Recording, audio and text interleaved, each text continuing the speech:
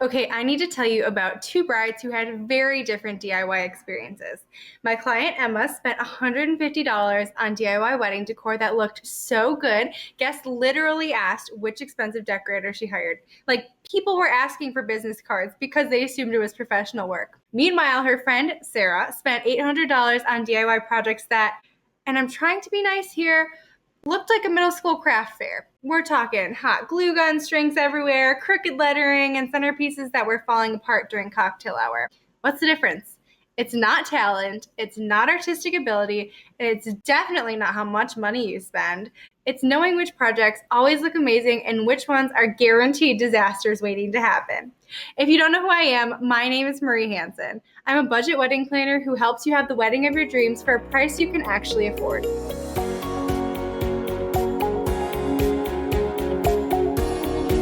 And today I'm sharing my proven list of DIY projects that always look luxurious, plus 3 DIY mistakes that scream homemade instead of handmade. By the end of this video, you'll know exactly which projects to tackle and which ones to leave to the professionals, plus my secret techniques for making $20 worth of materials look like $200.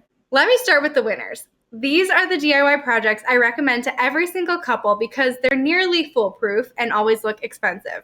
Project number 1 is welcome signs. This is about $30 to DIY versus $200 from Etsy. Here's what you need: a piece of wood, get it cut for free at Home Depot, vinyl lettering from Amazon or Cricut if you have one, and spray paint. That's literally it. The secret is the finishing. Sand the wood lightly, apply a base coat of paint, let it dry completely, apply your vinyl lettering, and then seal with a matte finish. The matte finish is crucial. It makes it look professionally made instead of crafty. Emma made 3 different welcome signs for $90 total. One for the ceremony, one for the cocktails, and one for the reception. The equivalent custom signs on Etsy would have been $600. $600! And she only spent $90. Project number 2 is table numbers that look custom. Think $20 versus over $100. Print your numbers on good cardstock, not regular printer paper, and invest the extra $10 in cardstock. Pop them up in cheap frames from the dollar store, but here's the key. Spray paint all the frames the same color first. The uniform color makes them look like a matching set instead of random cheap frames. Choose either gold, black, or white. These are foolproof colors that always look elegant. Project number 3 is a ceremony backdrop if you're not in a church. This is where Emma's budget really shined. She bought $30 worth of fabric from the fabric store, just simple white chiffon, and draped it on a wooden frame her dad made from 2x4s, which was $20 in lumber. Secret sauce? She didn't try to make it perfect. Slightly messy, flowing fabric looks intentionally romantic. Perfectly pressed, symmetrical fabric looks like you're trying too hard. Before we talk about centerpieces, and this is where I see the most DIY disasters, make sure you hit that subscribe button because next week I'm sharing the vendor email templates that have saved my couples thousands in negotiations. You don't want to miss those. Okay, project number 4, centerpieces that actually work. Roughly $8 per table versus $50 plus per table. This is Emma's masterpiece. Mason jars, grocery store flowers, and battery-operated string lights inside each jar. Sounds simple, but the execution is everything. Here's what made them look expensive. She used the same flowers everywhere, just white flowers and eucalyptus. The jars were all the same size and style. She wrapped twine around each jar at the exact same height. The string lights were warm white, not cool white. This does make a huge difference. And she grouped them in odd numbers, so clusters of 3 or 5 jars per table. The total cost per table, $8. Guests thought they were $50 plus professionally designed arrangements. Project number 5 is ceremony programs that look designer. $25 versus $200 plus dollars. Skip the fancy cardstock and ribbon and instead design simple programs on Canva and print them on regular cardstock at FedEx office.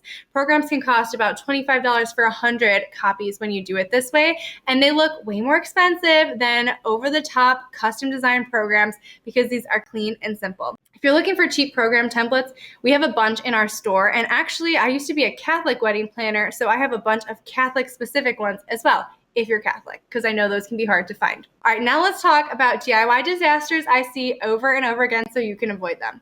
Number 1, never DIY your wedding cake unless you are literally a professional baker. Do not make your own wedding cake. I've seen this go wrong so many times. The cake tilts, the frosting melts, the layers slide apart. It's a disaster. Here's a smart alternative. Get a small, beautiful cake from a real bakery or a friend or family member who's a legitimate baker for less than $100 for photos and cake cutting. Then supplement with sheet cake from Costco for $40 each. Cut the cake pretty, serve the sheet cake, guests get delicious cake, you get pretty photos, everyone wins. Number 2, never DIY complex floral arrangements. Grocery store flowers arranged simply, beautiful. Trying to recreate a cascading bridal bouquet with 12 different flower types? Disaster. Bride bouquets need a florist touch. The wiring, the shaping, the way they handle throughout the day, this is where you spend your floral budget. DIY the simple stuff like ceremony aisle petals or reception centerpieces, but probably not the bride's bouquet unless you or a family member knows how to properly arrange florals. Number 3, never DIY linens and chair covers. Plastic tablecloths scream backyard barbecue, no matter how you dress them up. And don't get me started on DIY chair covers. They never fit right and they always look wrinkled. Instead, rent real linens or borrow white sheets from family and friends. Even a basic white sheet looks better than a plastic tablecloth trying to be fancy. You could even thrift white sheets from your thrift store.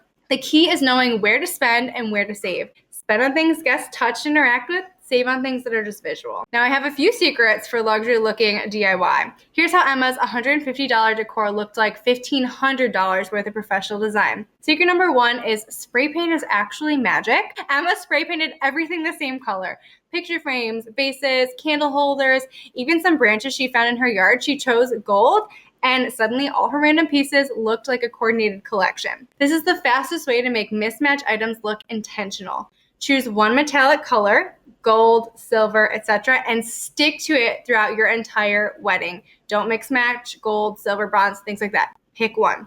Secret number 2, layer everything. Never just put one thing on a table. So Emma's tables had the mason jar centerpieces for height and light, scattered votives, so more light and texture, a small wooden table number, natural element, and a fabric table runner for softness and color. Each element was simple and cheap, but together they created depth and visual interest that looked professionally designed. Secret number 3, use real materials. This is where Sarah, Emma's friend, went wrong. She used fake flowers, plastic candles, polyester fabrics, they were cheaper, but fake materials always look fake no matter how you style them.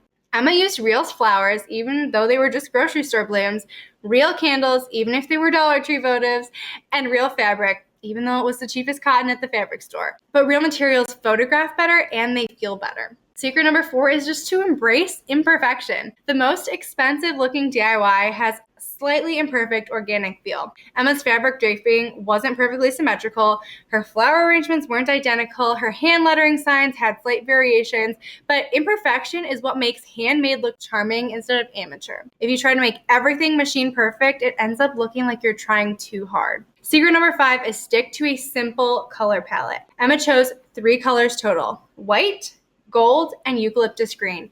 That's it. No rainbow explosions, no seasonal color trends she didn't actually like. Limited color palettes always look more sophisticated and expensive than busy, colorful ones. So if you want to DIY like Emma instead of Sarah, here is your action plan. 8 weeks before, order all of your supplies and do test runs. Make one centerpiece, one sign, one of everything. See how long it takes you and if you like the results. 6 weeks before, recruit your DIY team. Emma had her sister, her mom, and 2 bridesmaids commit to specific projects. Don't try to do everything yourself because you don't have the time and you'll get so exhausted in the weeks before your wedding. 4 weeks before, start making things that don't wilt or break. So signs, table numbers, fabric runners, anything that can be stored, start making 4 weeks before. 1 week before, assemble centerpieces and anything with fresh elements. And then the day before, final assembly and setup. So this is not the time to start new projects. Those need to be done a couple weeks before the wedding. And a little pro tip, Emma made everything in assembly line style. So instead of making one complete centerpiece at a time, she prepared all the jars, then added all the flowers, then all the lights, and much faster and more consistent results will happen when you do things in an assembly line style. She also photographed everything as she went, so this helped her remember exactly how each piece should look and made setup much smoother on the wedding day. The difference between DIY that looks cheap and DIY that looks luxurious isn't about spending more money, it's about choosing the right projects and executing them well. Remember, handmade with love always beats expensive without heart. Next week, I'm sharing 5 things that actually matter on your wedding day, and spoiler alert, None of them are actually napkin colors, so make sure you're subscribed. See you next week.